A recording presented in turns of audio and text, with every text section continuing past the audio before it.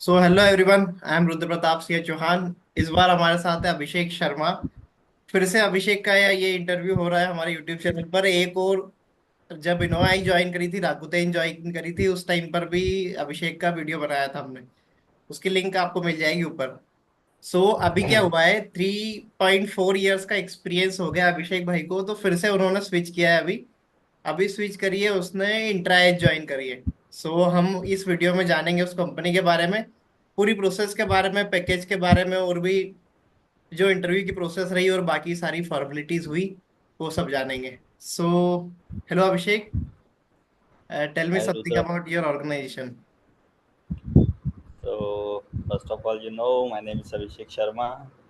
So currently मैंने join करी है इंट्राइज टेक्नोलॉजीज एंड रिसेंटली अगस्त 12 अगस्त को मैंने ज्वाइन किया है इंट्राइज। लाइक 2 to 3 months हो चुके हैं मुझे ये ऑर्गेनाइजेशन में। And if I talk about this particular organisation, तो ये इंट्राइज 2002 में इस्टेब्लिश हुई है और इसके offices India, US, Canada and many more अलग अलग डिफरेंट प्लेसेस पर है। एंड मेनली ये वर्क करती है लाइक इट इज़ मतलब बोल सकते हैं ये प्रोडक्ट बेस्ड कंपनी भी है और सर्विस बेस्ड कंपनी भी है। इसके अच्छा। खुद के प्रोडक्ट्स भी हैं और सर्विसेज भी प्रोवाइड करती है। सो अच्छी कंपनी है, ज्वाइन करी है 2-3 महीने हो गए और अच्छा चल रहा है। Okay okay. सो अभिषेक, सबसे पहले मैं ये जानना चाहता हूँ कि इसमें अप्लाई कैसे किया, या प्रोसेस कैसे स्टार्ट हुई, कैसे रीच आउट किया कंपनी को आपने या कंपनी ने आपको? जैसे रिज़ाइन डाला था तो लिंक्डइन पे अपन पोस्ट करते हैं कि जो I am serving my notice period, तो कंप्लीट जो मेरी पोस्ट थी उस पर बहुत सारे लाइक है, सी आर पी आर वगैरह जो दोस्तों ने करे थे उससे। तो हम्म ऐसे जो प्रोफाइल व्यू है वो बढ़ जाते हैं, तो उस टाइम पे एच आर खुद से भी रीच करते हैं, कुछ अपने को अप्लाई करना होता है। तो हम्म अगर ये कंपनी की बात करूँ तो एच आर का डायरेक्टली रीच आउट हुआ था मुझे, मतलब मेरी जो लिंक्डइन पोस्ट के थ्रू इन्होंने रीच आउट किया था मुझे। देन इन्होंने बात करी थी कि सर आप जॉब ढूंढ रहे हैं और अगर आप एक इमीडिएट ज्वाइनर है या विद इन मंथ ज्वाइनर है तो हम प्रोसेस करवा सकते हैं। मैंने बोला ठीक है, हम्म मैं कर सकता हूँ मैं ज्वाइन विद इन मंथ। तो ऐसे प्रोसेस स्टार्ट हुई, उन्होंने कंप्लीट प्रोसेस बताई कि आपके 2 से 3 राउंड होंगे हम्म। और एक उसमें राउंड एक्सक्लूसिव रहेगा, मतलब टोटल अगर ऐसा बोले तो 4 राउंड हो सकते हैं इंक्लूजिंग अब एच आर राउंड। तो इस टाइप के प्रोसेस प्रोसेस रही थी, उन्होंने ये बताई थी। अच्छा और अच्छा। आगे प्रोसेस करा था, इंटरव्यू शेड्यूल करा था। Okay okay. एक इंटरेस्टिंग बात यहाँ पर ये मैं जानना चाह रहा हूँ कि जैसे बोला कि ओपन टू वर्क लिंक्डइन पे कर दिया, वहां पर एचआर ने हाँ। रीच आउट किया, तो नोटिस पीरियड कैसे, मतलब कैसे डायरेक्ट डाल दिया, क्या कोई ऑफर लेटर है? हाँ बोल सकता हूँ, जैसे जब नोट फर्स्ट जब भी मैंने सर्च करा था जॉब के लिए तो मुझे एक कंपनी का जैसे मिला था ऑफर लेटर। हम्म। देन उसके बाद मैंने सर्विंग नोटिस पीरियड डाल दिया था कि हाँ ठीक है, अब मैं नोटिस पीरियड सर्व करने के लिए रेडी हूँ, क्योंकि हम्म मुझे मेरे पास एक ऑप्शन था कि मैं अगर कुछ नहीं मिलता तो ये कंपनी ज्वाइन कर लूँगा उस हम्म टाइप से। देन आगे इंटरव्यू होते गए जो भी है, मतलब मैंने भी अप्लाई करे, लिंक्डइन के थ्रू अप्लाई किया। हम्म। देन नौकरी प्रोफाइल के थ्रू अप्लाई किया, तो मैंने भी बहुत सारे अप्लाई करे और अराउंड ऐसे 2 से 3 ऑफर लेटर आ चुके थे मेरे पास। ओ। तो ऐसा रहता है कि बोल सकते हैं कि 2-3 आ गए थे। हम्म। तो ये जो ऑफर लेटर होते हैं ये मैं बोल सकता हूँ कि नेगोशिएशन के लिए काम में आते हैं, एंड दी एंड जो भी अपने को जो बेस्ट ऑफर चाहिए रहता है उसके लिए। तो इस टाइप से ये प्रोसेस हुई थी पूरी। अच्छा अच्छा।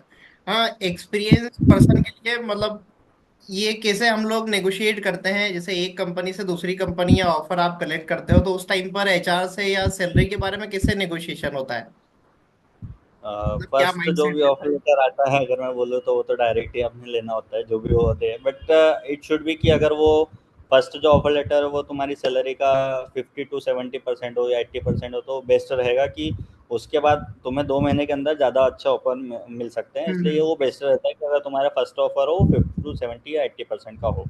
अच्छा देन अच्छा। जब भी दूसरे कॉल आते हैं अगर वो एच आर पूछता है आपसे कि do you have any offer in hand, तो उसे बता दो कि ठीक है मेरे पास इतने का ऑफर है। अगर वो हम्म उन्हें चाहिए होता है, आपकी प्रोफाइल अच्छी लगती है, तो हम्म। आगे कैरी फॉरवर्ड करते हैं और बोलते हैं ठीक है हम इसका जो भी है प्रोफाइल का 30% या 40% ऊपर दे सकते हैं। तो उस हिसाब से अगर ये प्रोसेस अब तुम फॉलो करते हो तो एट द एंड मेरे ख्याल से 100 to 200 तक की हाइक, परसेंट की हाइक अपन ले सकते हैं ओके इस ओके। प्रोसेस के।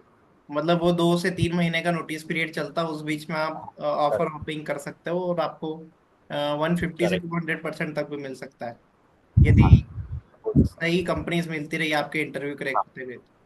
सही है, सही सही है। है। बस सो ये रहता है, जो ये रहता है फर्स्ट ऑफर जो होता है वो क्रैक करना ज़्यादा डिफिकल्ट होता है, क्योंकि एक फर्स्ट ऑफर हर कोई कंपनी नहीं रुकती है। कि अपन बोल सकते हैं ना कि अपना अगर 2 महीने का नोटिस पीरियड या 3 महीने का, बट अभी के जो पीरियड है या जो टाइम चल रहा है उसमें अभी सभी कंपनी को ऐसा होता है कि लाइक उन्हें इमीडिएट ज्वाइनर चाहिए होते हैं या with in 50 to 30 days joining चाहिए रहती है। तो एक फर्स्ट ऑफर लेटर कलेक्ट करना थोड़ा सा बिट डिफिकल्ट होता है, बट उसके बाद सभी प्रोसेस मतलब वो वे एन दी वे पूरी प्रोसेस चलती रहती है, तो वो हो जाता है। अच्छा, अच्छा। सही बात, सही हाँ। बात। ओके। सो ये तो ऑफर लेटर और नेगोशिएशन से रिलेटेड डिस्कशन हो गया। बैक टू अवर हाँ। इंट्राइज इंटरव्यू एक्सपीरियंस, उसमें हम्म। एचआर ने कॉल किया, उसके बाद की प्रोसीजर क्या रही, कितने राउंड्स हुए और कैसे कैसे राउंड्स हुए? तो जैसे मैंने बोला कि टोटल उन्होंने 3 टेक्निकल के बारे में बताया था, तो उसमें हम्म, होता है कि क्लाइंट बेस्ड भी होता है और जो भी टेक्निकल राउंड कंपनी लेती है वो भी होता है, ठीक है। तो जैसे फर्स्ट राउंड मेरा शेड्यूल किया उन्होंने, तो फर्स्ट राउंड में टेक्निकल टाइप मैं बोलूँ तो जो मेनली मेरी प्रोफाइल है वो बैकएंड प्रोफाइल है, जो मैं मेनली वर्क करता हूँ Java and spring boot and micro service पर करता हूँ। ये मेरे रेज्यूम में रिटर्न है कि हाँ ठीक है, मैं बैकएंड इंजीनियर हूँ। तो उनके अकॉर्डिंग जो क्वेश्चंस होते हैं उनके वो इस टाइप से होते हैं कि वो जावा से रिलेटेड जो टॉपिक्स होते हैं, जावा जो जावा एड बोलते हैं या एडवांस टॉपिक होते हैं वो ज़्यादा पूछते हैं, कलेक्शन फ्रेमवर्क पूछते हैं, गार्बेज कलेक्शन पूछते हैं। तो उसके बाद अगर स्प्रिंग बूट की बात करूँ तो लाइक डिफरेंट डिज़ाइन पैटर्न्स अपने जो हैं वो पूछ लेते हैं। देन उसके बाद अच्छे मतलब क्वेश्चन ऐसा बोल दो तो स्टार्टिंग इजी से एडवांस तक जो भी हैं वो सभी कवर करते हैं वो। तो ये फर्स्ट राउंड होता है जिसमें नॉर्मल एक अंडरस्टैंडिंग बन जाती है कि जो परफॉर्मर है या जो अपना जिसका हम इंटरव्यू ले रहे हैं, जो इंटरव्यू लेता है वो अपने को स्केल पे ना मेज़र कर लेता है कि अंदर इसे नेक्स्ट राउंड के लिए प्रोसीड करना है या नहीं। करेक्ट है, देन जो टेक्निकल राउंड 2 होता है, जब कॉल आता है एचआर का कि 1-2 दिन के अंदर आ जाता है कॉल कि आपका फर्स्ट राउंड क्लियर है, then you are going through the second round, second correct. TR. तो जब टेक्निकल राउंड सेकंड होता है तो उसमें जो भी चीज़ें हैं वो एक एडवांस लेवल पे पूछी जाती है, लाइक वी कैन से कि ज़्यादा एडवांस डीपली बोल सकते हैं या एडवांस उसमें कोडिंग क्वेश्चन भी बनवा लेते हैं। देन डिज़ाइन पैटर्न्स का यूज़ कैसे करते हैं, लो लेवल डायग्राम जो एलएलडी होते हैं, एचएलडी हम्म, होते हैं, ये पूछने लग जाते हैं। तो इस टाइप के पूरी प्रोसेस में ये होता है। और हम्म, एक होता है क्लाइंट राउंड, उसमें तो ये बोलूँगा कि डायरेक्टली इंट्रोडक्शन राउंड होता है, जो कि क्लाइंट से अपने को इंट्रोड्यूस करवाते हैं और थोड़ा सा हम्म। टेक्निकल नॉलेज स्टार्ट कर देते हैं कि हाँ ये जो पर्सन है हमने हायर किया है और ये आपके लिए काम करेगा इस टाइप से। तो ये होता है। देन आफ्टर जो भी एक एचआर राउंड होता है जिसमें सैलरी नेगोशिएशन वगैरह की प्रोसेस होती है और वो फॉर्मेलिटीज़ वगैरह बता देते हैं। Okay, okay.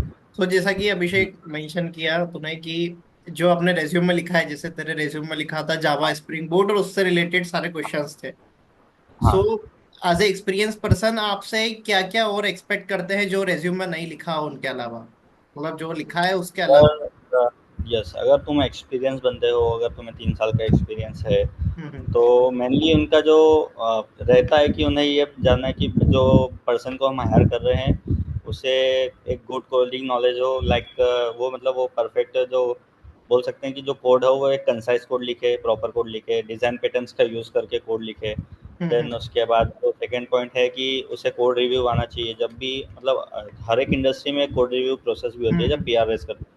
तो कोड रिव्यू प्रोसेस में तो गो थ्रू करना चाहिए कि उन्हें जो अपन ने कोड लिखा है उसका या जो किसी और ने कोड लिखा है तो उसका रिव्यू करके उसकी पीआर को मर्ज करना या रेस का अप्रूव करना। तो हम्म। दे आर एक्सपेक्टिंग कि ये काम तुम्हें पहले से आता हो, हमें नहीं सिखाना पड़े, तो ये वो मेज़र करते हैं। ओके। सो अभिषेक, ये इंटरव्यू की सारी जो प्रोसीजर हुई, ये ऑनलाइन हुई या ऑफलाइन हुई? तो ये पूरी जो प्रोसेस हुई है वो ऑनलाइन प्रोसेस हुई है, वर्चुअल राउंड्स हुए थे जितने भी मेरे हुए थे अभी तक। लाइक ऑफिस का मतलब ऐसा ऑफलाइन इंटरव्यू का कुछ हुआ नहीं, जितनी भी प्रोसेस थी सब वर्चुअली हुई है मेरी।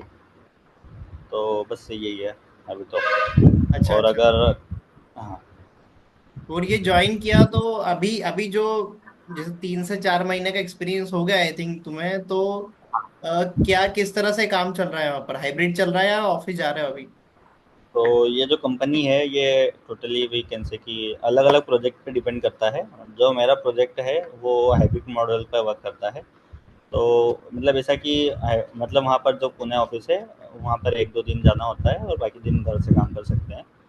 और ये 3 महीने में मेनली जो मुझे अच्छा लगा कि मतलब काम अच्छा है, वैसा कुछ टाइम बाउंडेशन नहीं है कि तुम्हें इतनी बजे लॉग इन करना है और इतनी बजे लॉग आउट करना है। जब भी तुम्हारा वर्क हो, जो भी काम हो, वो तुम पूरा कर सकते हो, है ना? विद इन जो भी ड्यूरेशन है वो अगर टाइम लिमिट में ख़त्म करता है तो तुम लॉग आउट भी कर सकते हो, उसमें कोई इशू नहीं है। और मीटिंग्स वगैरह जो होती है वो थोड़ी सी अटेंड करना होती है। मतलब ऐसा है कि क्लाइंट जो है यूएस बेस्ड भी हैं, तो काइंड ऑफ थोड़ा सा ये रहता है कि मीटिंग्स वगैरह हैं वो रात में अटेंड करना होती है कभी कभी। मतलब ना रात में ऐसा भी मिड लाइक 8 to 10 के बीच में करना पड़ती है कभी कभी अटेंड। तो ये थोड़ा सा है, बट कंपनी अच्छी है, ओवरऑल कंपनी हम्म। अच्छी है और अच्छा काम चलता है। सही बात है, सही बात है। मतलब 3 इयर्स ऑफ एक्सपीरियंस के बाद इंसान पैकेज के साथ साथ अपना वर्क लाइफ बैलेंस मैनेज हो पा रहा है या नहीं हो पा रहा है, ये भी देखता है जरूर है। अ, तो उस हिसाब बिल्कुल से देखता हूँ, मेरे काम पे सेटिस्फाइड है। हो रहा है ऐसा कुछ मुझे इशू लगा नहीं है, वर्क लाइफ अच्छे से बैलेंस हो रही है। जो भी हम्म। चल रहा है सब अच्छे से चल रहा है। मतलब जो भी काम है ऐसा मेनली हार्डली वही वही बोल रहा हूँ ना कि हार्डली कुछ ऐसा वो नहीं है कि तुम्हें लॉग इन करके बैठना ही है हम्म। कि 9 to 12 में करना ही है काम। अगर तुम्हें बीच में कुछ काम है तुम वो आवर्स के लिए बाहर जा सकते हो, वो आवर्स को बाद में के रिपोर्ट वर्क कर लो जब रात में तुम्हारे पास टाइम हो। तो ये ज़्यादा अच्छा टाइम होता है अगर मतलब ऐसे अगर इस टाइप की अपने पास वर्किंग वो है। तो लाइफ अच्छी है, तो इसके लिए लाइफ अपनी थोड़ी सी इजी हो जाती है, we can say. Correct, correct. यदि कंपनी फ्लेक्सिबल है तो हम भी उस हाँ, हिसाब से फ्लेक्सिबल होने में कोई इशू नहीं है। हो सकता है, अपने वर्किंग को फ्लेक्सिबल कर सकते हैं। एक लास्ट क्वेश्चन ये पूछना चाहता हूं मैं कि जैसे हम्म, अभी जिनको 2 साल, 3 साल, 4 साल का एक्सपीरियंस हो गया है, वो लोग एक हाँ, ही कंपनी में अभी तक काम कर रहे हैं, तो हाँ। स्विच का मन बना रहे हैं, बाकी अभी तक वो स्विच नहीं कर पाए हैं, तो उनके लिए क्या मैसेज देना चाहता है? तो मैसेज इस टाइप से रहेगा कि अगर तुम्हें स्विच करना है और अगर तुम्हें मनली 3 to 4 ईयर्स का एक्सपीरियंस है, तो इंडस्ट्री ये चाहती है कि तुम्हें कोडिंग नॉलेज तो आना ही चाहिए, ऑब्वियस सी बात है। कोडिंग नॉलेज तो तुम्हें होना चाहिए प्रॉपर, जिसमें तुम प्रॉपर कोड लिख सको, है ना? बट उसके साथ साथ अगर तुम्हें 3 to 4 ईयर्स का नॉलेज है तो तुम्हें लो लेवल डायग्राम जो अपन में बनाने होते हैं, डिज़ाइन पैटर्न्स का यूज़ करते आना चाहिए कोडिंग में। देन हाई लेवल डायग्राम होते हैं, आर्किटेक्चर लेवल की थोड़ी चीज़ें, मतलब थोड़ी सी अंडरस्टैंडिंग होना चाहिए कि अगर पूरा एक मॉड्यूल संभालने को दे दिया जाए या कुछ एक पर्टिकुलर कोई सा भी एक माइक्रो सर्विस अगर हैंडल करने को दी जाए तो उसकी रिक्वायरमेंट्स वगैरह आ रही है तो तुम ऐसे कैसे बनाओगे, क्या करोगे, उस लेवल की अंडरस्टैंडिंग हो जानी चाहिए 3 to 4 ईयर्स ऑफ एक्सपीरियंस के अकॉर्डिंग। Correct, correct, correct. मतलब फंक्शनल भी आपको चीजें आना चाहिए, टेक्निकल भी आना चाहिए, हाँ, और डिजाइन लेवल पे भी करेक्ट। आपको अप्रोचेज आना हाँ, चाहिए कि किस तरह से आपको मतलब अगर इम्प्लीमेंट तुमको करना फोर है। ईयर्स ऑफ एक्सपीरियंस है तो ये बंदा चाहेगा कि जो तुम्हें फंक्शनलिटीज दी जा रही है, कुछ एक फीचर दिया जा रहा है, तो उसे हम्म। कैसा डिजाइन करना है और इम्प्लीमेंट करना है, वो करेक्ट, दोनों करेक्ट, क्वालिटी वो आप में ही देखना चाहेंगे। Correct, correct. इट मीन्स आप सिर्फ अभी इंटर्न या डेवलपर नहीं हो, आप अभी सीनियर लेवल पे जाने वाले हाँ, हो, तो उस हिसाब ऑब्वियस सी से बात है आपके कि अगर आप अंडरस्टैंडिंग भी थ्री होना टू फोर चाहिए। ईयर्स का अगर यस करेक्ट कि अगर आप 3 to 4 ईयर्स का अगर एक्सपीरियंस है तो एज अ सीनियर लेवल आप ज्वाइन करोगे कोई सी भी हम्म। कंपनी में, तो दे आर एक्सपेक्टिंग कि ये सब चीज़ें आना ही चाहिए। Correct, correct. Okay, so Abhishek, thank you so much for sharing your valuable time and this information. I think it is thank very helpful for the person who are trying to switch from the current organization, and also for correct correct. freshers as well. Yes, still like I'm also, we can say कि I'm also struggling for 1 years for giving the interviews and all. तो Okay. जो भी है पूरी process करी मैंने भी prepare किया पहले। खुद अगर अपने को जब अपन करते हैं ना प्रिपेयर, तो ऐसा होता है कि एक काम इंडस्ट्री में काम करना और इंटरव्यू क्रैक करना द डिफरेंट थिंग होती है। उसे हम्म। थोड़ा सा टेक्निकल नॉलेज भी होना चाहिए, थ्योरेटिकल नॉलेज भी होना चाहिए, as an interview theoretical knowledge भी होना चाहिए, प्रैक्टिकल नॉलेज भी हम्म। होना चाहिए, सब होना चाहिए। हम्म। तो थोड़ा सा मतलब प्रिपेयर कर लो वो चीज़ों को और फिर इंटरव्यू दो, definitely easily interview crack crack कर होंगे। सकते हाँ। हैं। ओके। और अगर यही हो कि अपन 3 to 4 ईयर्स के लिए वर्क कर रहे हैं तो डेफिनेटली जो इंटरव्यू है वो अप्रोच करता है कि वो तुमसे डिज़ाइन पैटर्न्स पूछे, डिज़ाइन हम्म। पैटर्न्स इम्प्लीमेंटेशन भी करवा ले या हाई लेवल डायग्राम या लो लेवल डायग्राम बनवा ले किसी मैनेजमेंट का। तो इस टाइप के क्वेश्चन भी वो पूछ सकते हैं, तो उसके लिए भी प्रिपेयर करना पड़ेगा खुद को।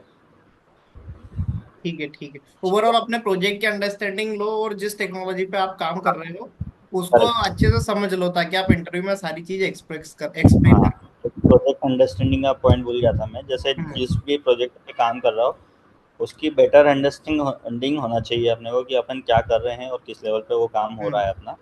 ये बोलना भूल गया था। ये भी हम्म अपने को पता होना चाहिए कि हम जिस प्रोजेक्ट पे काम कर रहे हैं उसका भी वो बहुत अच्छे से पूछते हैं कि क्या काम किया, किस टाइप की डिफ़िकल्टीज़ तुमने मैं उसमें वी कैन से कि किस टाइप की डिफ़िकल्टीज़ तुमने उसमें हैंडल करी, या कोई सा हम्म एक ऐसा पार्ट बताओ जिसमें तुमने जो तो वर्स्ट केस हो तुम्हारे लिए कि नहीं यार ये हमने बहुत ज़्यादा डिफ़िकल्ट था और ये हमने चेस कर लिया। इस टाइप की हम्म। चीज़ें भी वो पूछते करेक्ट, करेक्ट। मतलब इंटरव्यूज में मैंने भी कुछ लोगों से सुना है कि मेन दो क्वेश्चन पूछते हैं। एक तो आपका सबसे चैलेंजिंग पार्ट अभी तक का क्या हैं। रहा, हाँ, करेक्ट, और आपने उसको करेक्ट। कैसे ओवरकम किया, उसको कैसे इम्प्लीमेंट हाँ, किया। करेक्ट, सही है। करेक्ट। ये 2 क्वेश्चन होते हैं, पूछते ही हैं। Hmm. Okay. So Abhishek, thank you for your valuable thank time. Thank you. Thank you. Bye.